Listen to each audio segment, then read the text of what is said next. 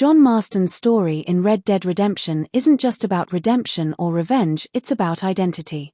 It's about a man who's trying to figure out who he is after spending half his life being told who to be.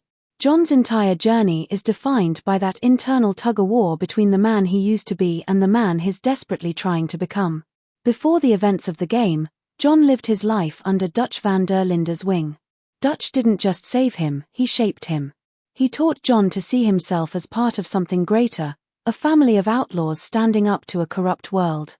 But as the years went on and Dutch's ideals began to rot into paranoia and violence, John started to question everything. By the time he leaves the gang, he's not just walking away from Dutch, he's walking away from an entire identity that once defined him. When the government forces him to hunt down his old gang, that struggle resurfaces.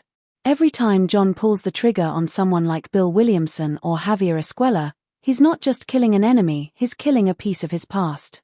These are men who once shared the same dream, and now he's forced to destroy them for the promise of a future he isn't even sure he believes in.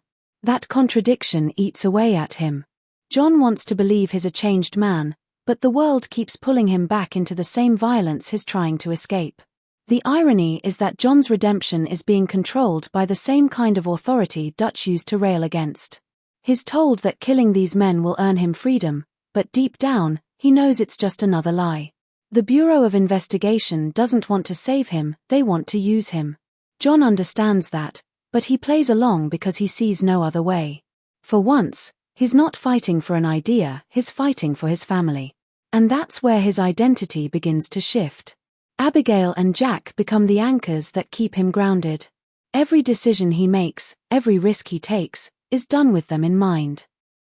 You can hear it in his voice when he talks about wanting to teach Jack how to farm, or how he worries about being a good father after everything he's done.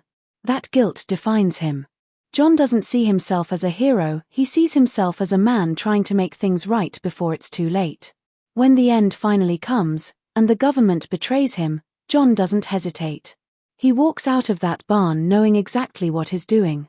He's no longer Dutch's protégé, no longer the outlaw running from the law. In that final stand, John finally becomes the man he's been trying to be, someone willing to sacrifice everything for the people he loves.